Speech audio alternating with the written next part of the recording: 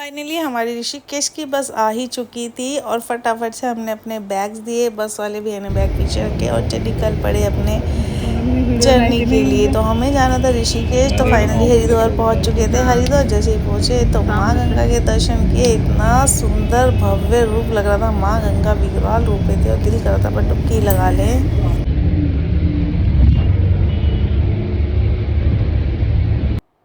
ऋषिकेश पहुंचते ही हमें इतनी खुशी हो रही थी कि बस क्या ही बताऊं।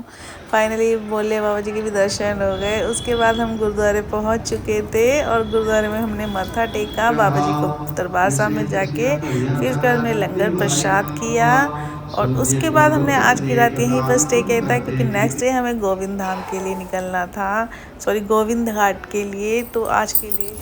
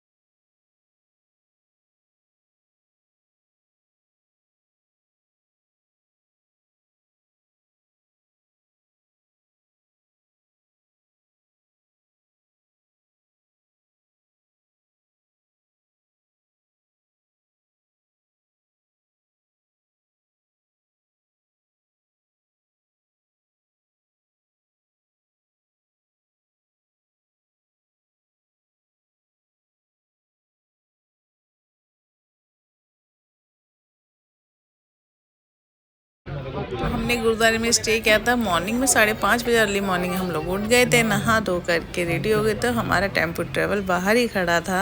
तो हेमकुंड ऋषिकेश गुरुद्वारे से हम लोग निकलते हैं बाबा जी का लेके नाम। तो फाइनली हम लोग निकले। जैसे ही तो बाहर भी निकले, जाम इतना था। चलिए जी, फाइनली पहाड़ों पर आ ही गए कैसे ना तैसे करके। तो जैसे ही पहाड़ों पर आ रहे, मौसम काफ़ी अच्छा था, वरना तो बहुत ही गर्मी थी ऋषिकेश में। हालांकि दिन में ऊपर भी गर्म हो रहा था पर थोड़ा सा मौसम कहीं कहीं पर हमको इतना अच्छा लगा। बट देखते देखते यार एक जो भयानक मंजर था वो बहुत बुरा लगा। एक बस पलटी हुई थी और जाम भी इतना था। बट ये था कि सच में किसी की जान माल को कोई नुकसान नहीं था। ये जानकर बहुत खुशी हुई। पर आप देख सकते हैं पीछे खाई थी, माँ गंगा जी बह रही थी। देव प्रयाग के बीच का ये हादसा था और बहुत दुखद था। बट ये शुक्र है सब लोग, छोटी मोटी चोटें आई हैं बट बच गए।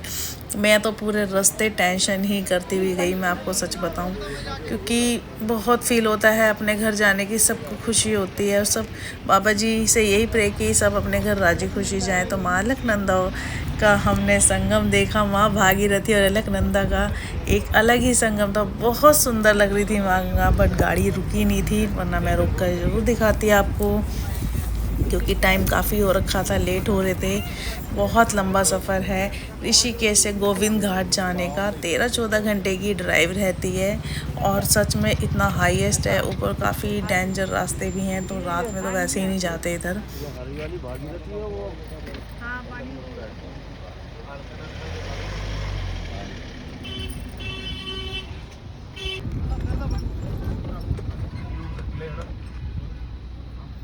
रास्ते में जगह जगह लंगर लगे हुए थे। सिख धर्म की ये सबसे अच्छी खासियत होती है कि लंगर जरूर कराते हैं। तो हमने भी एक जगह रुककर, हमारे ट्रैवल वाले भैया ने गाड़ी रोकी, सारी संगत ने लंगर किया और लंगर इतना टेस्टी था कि क्या ही होटल का खाना होता है।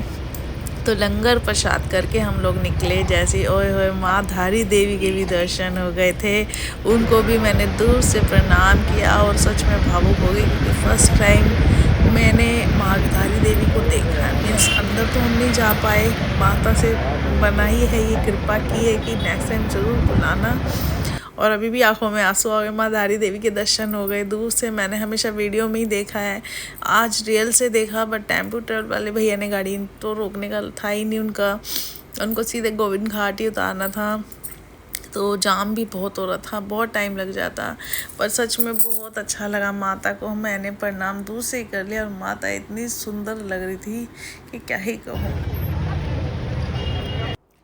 माँ को प्रणाम करने के तो आगे निकल गए और जोशीमठ के लिए हम लोग पहुँचने ही वाले थे और मौसम इतना सुंदर हो गया था, क्या ही कहूँ। बारिश की बौछारें पड़ने लगी थी और बस मन इतना खुश हुआ कि बस ठंडक मिली। बट जोशीमठ में जैसे ही पहुँचे, एक आध घंटे का तो भाई जाम कम से कम था ही था।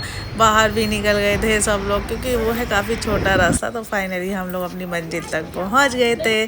तो धन्यवाद हमारे भैया जी का भी, जिन्होंने हमें सेफली गोविंद घाट पहुंचाया। तो नेक्स्ट वीडियो ज़रूर वॉच करना। आज के लिए बस इतना ही। गोविंद घाट जी के दर्शन कीजिए। Bye bye.